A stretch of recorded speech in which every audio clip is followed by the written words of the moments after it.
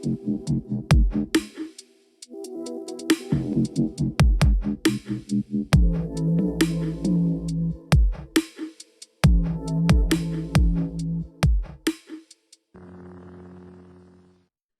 philosophers. Welcome to my channel. This is a video for Sam Harris, Alex O'Connor, Sabine Hostenfelder, Matt Dillahunty, Rationality Rules, and everyone within the subjective space of philosophy seeking objective truth. Okay, so this is on the concept of free will as referenced by these people, which is coming from the Britannica definition of free will. And I've sourced the Britannica definition back to the original source, or the original dialogue, which is happening between multiple different philosophers across time, from plato.stanford.edu. And so we're going to begin.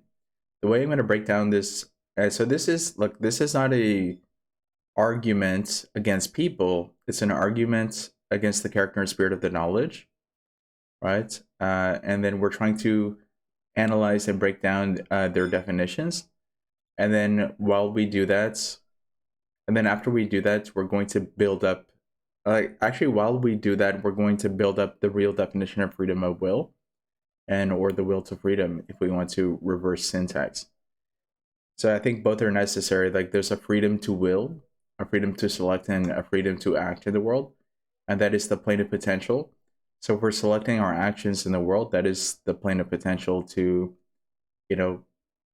for people to choose what they're going to study in school and become the thing, and then to wholly learn those subjects, to become freed by their expertise in the subject, that they have autonomy, and that they're good at the job, and that's freeing, right?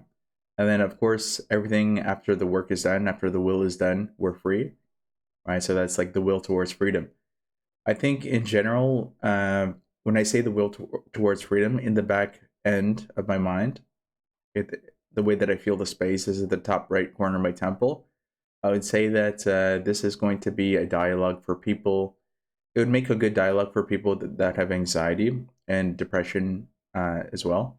And so depression and anxiety, to get people motivated, right, to pursue freedom in the future, and to reframe, or to add within the frame, not to reframe, but add within the frame of freedom, that freedom is a place of desire. So it's like a person's heaven, and the heaven is like a haven, and within that haven, it's like an oasis. And within that oasis, it could be like in your room, in your house, and you're trying to build up the quality in your house by hand selecting all your desires and to fashion the house therein. If you fashion the house is a symbol alchemically of the soul. A soul is just a covering. Right, so when we're in the soul, like, we're trying to build up it's quite bare when it's empty, right? But we want to build up quality within, and to learn how to select optimal choices. The ability to make optimal choices or good choices is a factor of wisdom, all right? So, like, what is the best choice to make possible? And sometimes the best choice to make possible, right, it's going to be confined with our own subjective desire and takes and tastes, right? Our own values of judgment, which is good for free will, right? It's free to judge. We're trying to compatibilize, like, our decisions and our experiences within the body of ourselves. It could be the emotional body, the physical body, the mental body, mental capacity, stuff like this. So that's where the extended dialogue would go. But let's just look at this will be an interesting video, okay? Let's open up the definition of free will coming from Britannica. I have it here. It says, free will, in philosophy and science, the supposed power or capacity of humans to make decisions or perform actions independently of any prior event or state of the universe. Okay? So people often reference this, but then when they take this definition, they actually comprehend it, but they reframe it.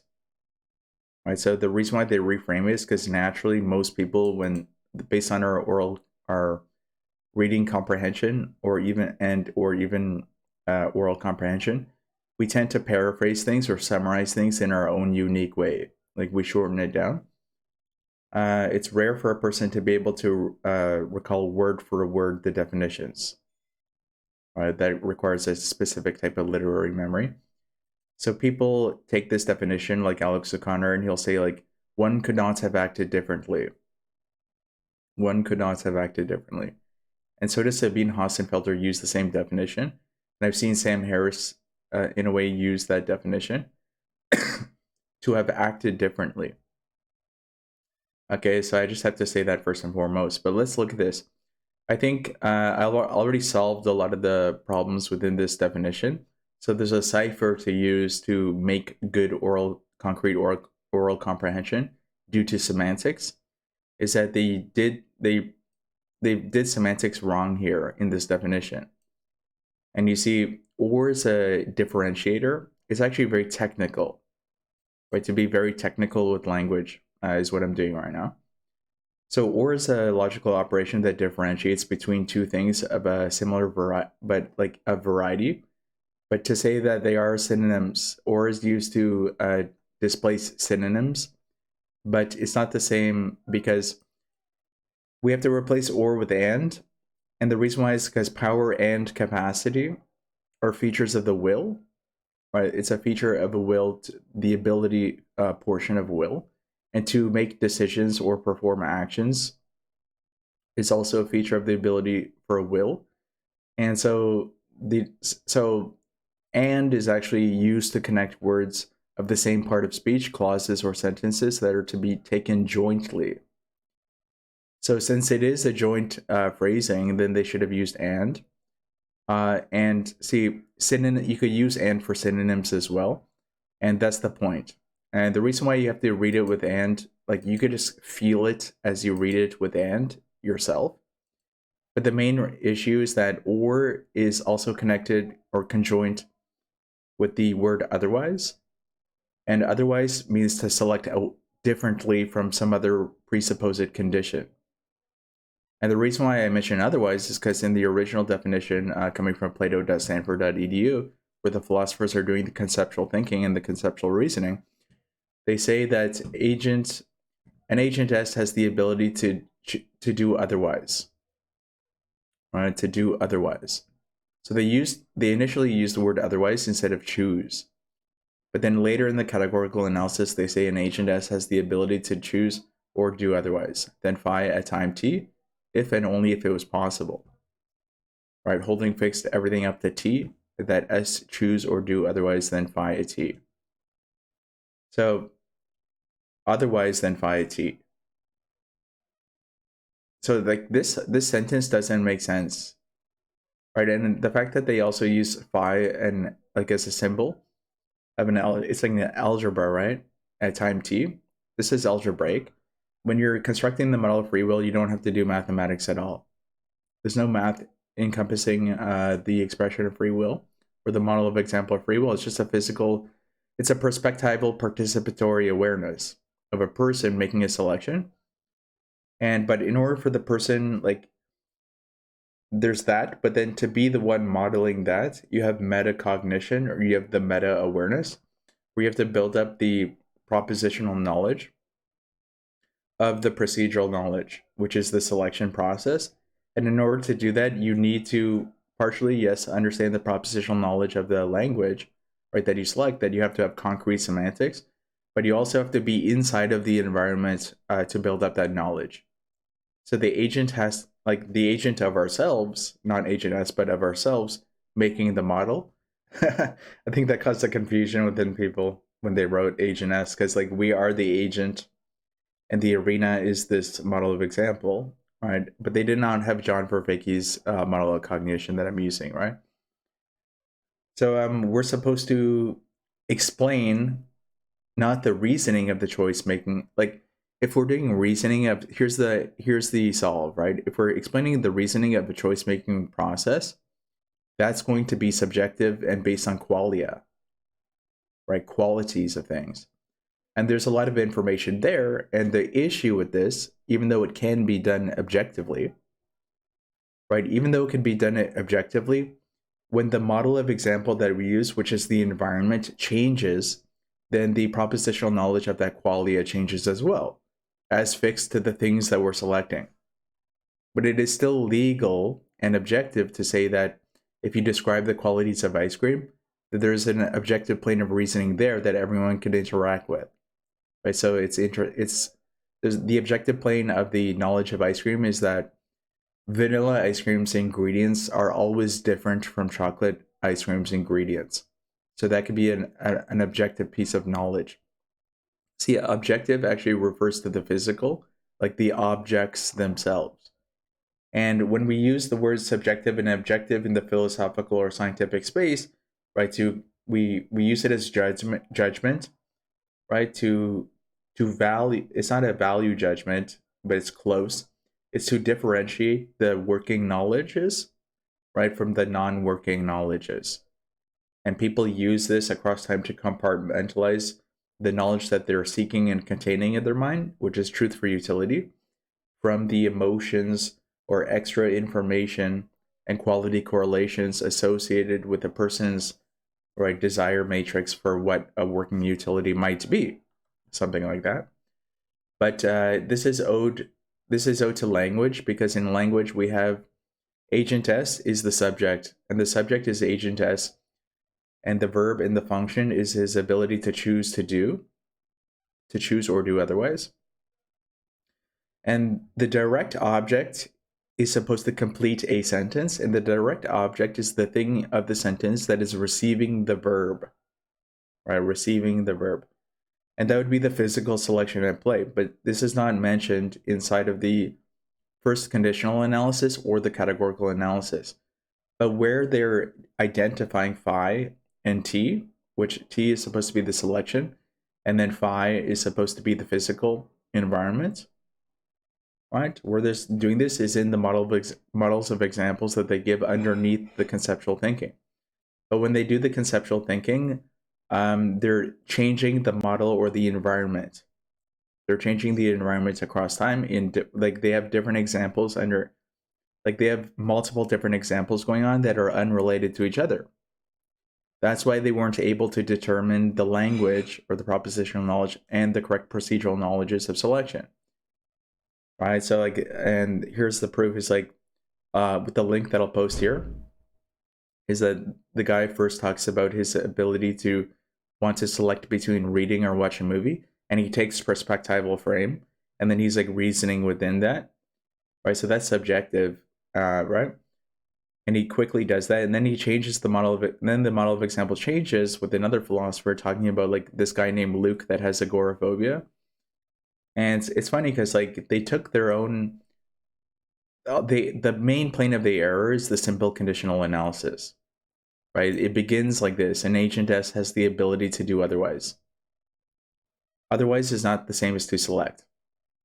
They're different words, and otherwise is to choose away from something else. So if it's to choose away from something else, like another selection, that's a presupposed or predetermined condition underlying the condition itself. Right, so that's an error. The solution is that a person could have anywise. You could make any selection possible. Even in the guy's own perspectival frame, he's I want to watch. He's I want to read, but then he's I want to read, and then I select to read, but then I cannot have selected the movie, right? And then later he optimizes it by saying okay, there's levels of desire or degrees of desire, but the desire is subjective. So it's interesting, back then when they were doing the philosophy, from which Britannica is based on this information, it seems, because they use a lot of the same language. It's either it's based on this and they use the same language, or people are stuck using the word or and they use it incorrectly, or they're just illiterate. It's not that they're illiterate, it's this is very a technical side of language. Okay? So we can reference now that Sabine Hossenfelder, Alex O'Connor, and Sam Harris all do the same. They all do this a similar type of ice cream model of example, or an example where they have to select one or the other thing. The popular conception of free will seems to rest on two assumptions. Okay, the first is that each of us was free to think and act differently than we did in the past. Okay, you chose A, but you could have chosen B. Okay, you became a policeman, but you could have become a firefighter. You ordered chocolate, or you could have ordered vanilla. Consider this most simple of choices, chocolate or vanilla. Or if it's easier, consider the last mundane choice that you had to make. Walk or drive this morning, go out or stay in tonight. Think about why you chose one or would choose one over the other. Free will is often described as the possibility that one could have done otherwise. If I could go back and do it over again, I could have done something different. It's an argument against a deterministic universe dictating your actions. So that's a split decision, and that splits total freedom and max selection. So for me, freedom is an adjective, and it's upon the will.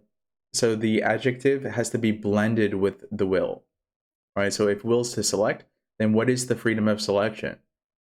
And then that's an abstract thing, because if it's based on desire, right, then it's like the plane of preference from which a person would perceive optimal selection that would set them free. It would be a freeing decision, or it's free in the sense that within the constraints, and the same thing to say that within the constraints, that's a person's own meaning. The constraints are, and the controls are the person's own meaning, right, to factorize the best decision possible for them.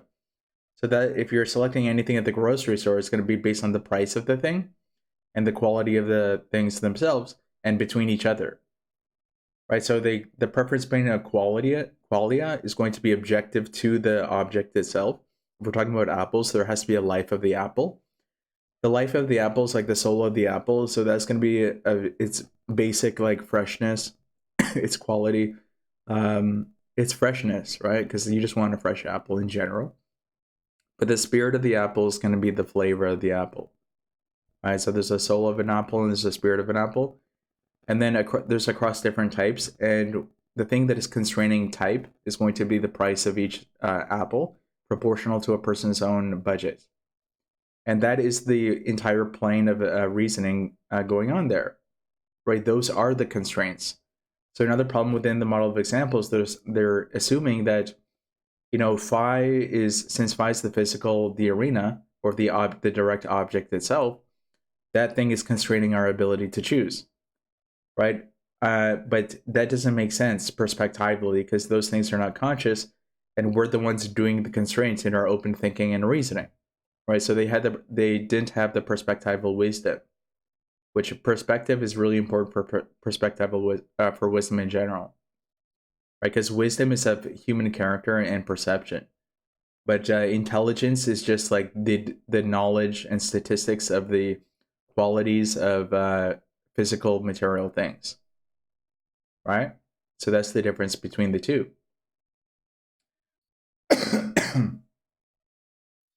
Okay, so what happens is when they do the ice cream model of example, they're like, you can only singular have one or the other ice cream.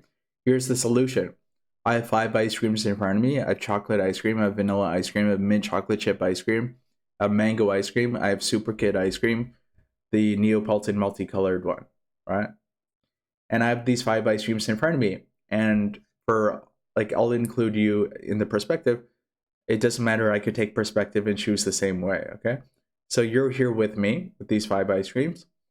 And I say to you, this is max potential freedom selection. You could have one of any of these ice creams. Or you could have one of any of these ice creams. You could have 2 of any of these ice creams. You could have 3 of any of these ice creams. You could have 4 of any of these ice creams. Or you could have all 5 of them, right? Or you don't have to select any of these ice creams. That's max potential of freedom selection. So when I brought up the quality, part of qualia is subjective.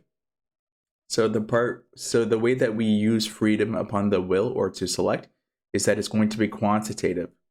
Like whatever the constraint of max selection is in front of us, we still have the ability to choose of all of them and any amount. Right, so there's a quality plane and a quantity plane of reasoning. So the quantitative plane is funny because it's like scientific, physical, materialist, which is not bad, right? You still need that knowledge, right? But then there's a perspectival one, which is subjective. But that's still part of, like, in the third eye view, the omnipresent view, when we're looking at the people selecting, it matters what they want, right? Because then if we disclude what they want in general, then the knowledge that we're practicing right now is meaningless, right? We're trying to make it meaningful. So will is if we look at the syntactical operation of will, its quality is that it's an auxiliary verb. That's its semantical quality. It's an auxiliary verb. So semantically speaking, it's always before another verb. Right? So wherever there's a will, there's like this confirmation of an action to confirm an action, and then to proceed to the place of the action or to do the action. Right? So it's partially confirmation, so that's of selection, and it's an action. So it's physical. Okay? That's one aspect of the will. The other aspect of the will, it's being the auxiliary verb that it is, it's also always future tense. It's always also future tense. So in Britannica, it says it does a lot of weird time, and they're talking about time travel, right? So that breaks the laws of language and the will. The will's always future tense. So if you want to use will more wholly and in its purity, right, you do a present tense example, right? Because the present is always, the present is the place of sustain between the past and the future. You cannot be in the future, but we are hypothesizing the future. So the plane of selection is actually determining the future, obviously, of our actions and the choice making to enact into the future, which is the state after the past. The reason why I say this is because free will from Britannica in philosophy and science is the supposed power or capacity of humans to make decisions or perform actions. This is the concept of will, because power and capacity are conjoint features of willpower, right? It's an ability. And the ability is to make decisions or perform actions, which is also a feature of the will. Right? So right off the bat, I'll say this. They should not have used the word or, because or is a logical operation that differentiates between two things that are self-similar but not the same. So if these things are all the same and they're all conjoint in aspect of the soul of the knowledge of will, right? This is like the spirit of the will, which is like the DNA of will, but the soul is just will itself. Right? As we would read it in language, they should have used and. So the supposed power and capacity of humans to make decisions and perform actions.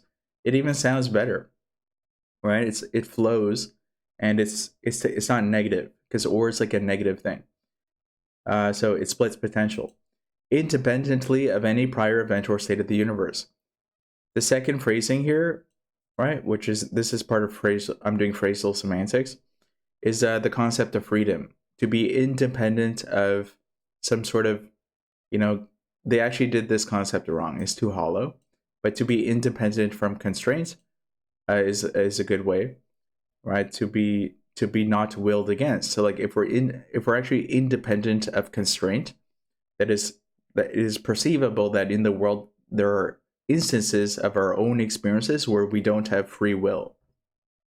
When someone is choosing for us, but as in so much as the freedom within is agreeing with it, if we agree to allow other people to select, it doesn't mean that we're being controlled and we don't have free will, because will is an agreement. So if you agree to it, it's fine. But if you disagree with it and somebody has kidnapped you, then your free will is being imposed upon, and that's where the law comes in, and the law is also the same thing as morality. Right? Because good and bad behaviors are good, positive and negative emotions. That's morality. And then the plane from which we are operating within our moral agency is compassion, obviously. And compassion is the same thing as truth for utility, because all working knowledges increase the quality of our lives, and they cater to people. So I'll describe those things in a different video. I just wanted to throw that out there.